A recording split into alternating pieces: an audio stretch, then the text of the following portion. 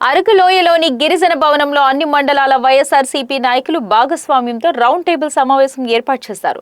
Araku MLA Regam Matsyalingam మాట్లాడుతూ 2025-26 DSC sports quota ఉద్యోగాల కేటాయింపులో భారీ అవినీతి అక్రమాలు జరిగాయని, డిఎస్సి అక్రమాలకు నైతిక బాధ్యత వహిస్తూ రాష్ట్ర విద్యాశాఖ మంత్రి నారా లోకేష్ తక్షణమే రాజీనామా చేయాలని డిమాండ్ చేశారు.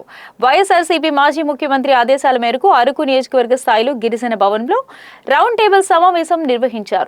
నీట్ పేపర్ లీకేజ్ వ్యవహారంలో కేంద్ర విద్యాశాఖ మంత్రి ధర్మేంద్ర ప్రధాన్ నైతిక బాధ్యత వహించిన మాదిరిగానే ఏపీ డిఎస్సి అక్రమాలకు బాధ్యత వహిస్తూ విద్యాశాఖ మంత్రి నారా లోకేష్ తక్షణమే రాజీనామా చేయాలని డిమాండ్ చేశారు.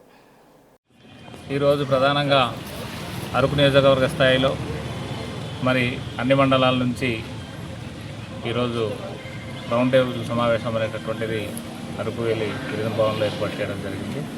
దీని యొక్క ప్రధానమైనటువంటి అంశం ఏంటంటే, గౌరవ మాజీ ముఖ్యమంత్రి వర్యులు ఆదేశాల మేరకు రాష్ట్రంలో ఇటీవల 2025-26లో జరిగినటువంటి డిఎస్సిలో జరిగినటువంటి అక్రమాల మీద, అలాగే ఢిల్లీలో జరిగినటువంటి నీట్ పేపర్ లీకేజ్ మీద ప్రధానంగా ఇక్కడ ప్రస్తావించడం అనేటటువంటి జరుగుతూ ఉంది.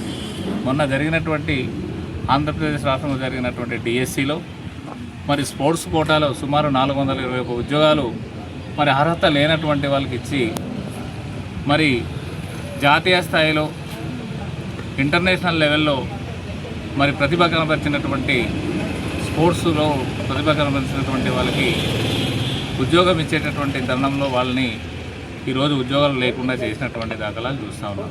అంటే ఇక్కడ ఎటువంటి అర్హత అంటే రాష్ట్ర స్థాయిలో కానీ, లేదనుకుంటే యూనివర్సిటీ స్థాయిలో కానీ, జిల్లా స్థాయిలో ఆడినటువంటి క్రీడాకారులకేమో ఉద్యోగాలు ఇచ్చేసి ఇంటర్నేషనల్ స్థాయిలో ఆడినటువంటి వ్యక్తులకి ఉద్యోగాలు రాకపోవడం అనేటటువంటిది దురదృష్టకరం.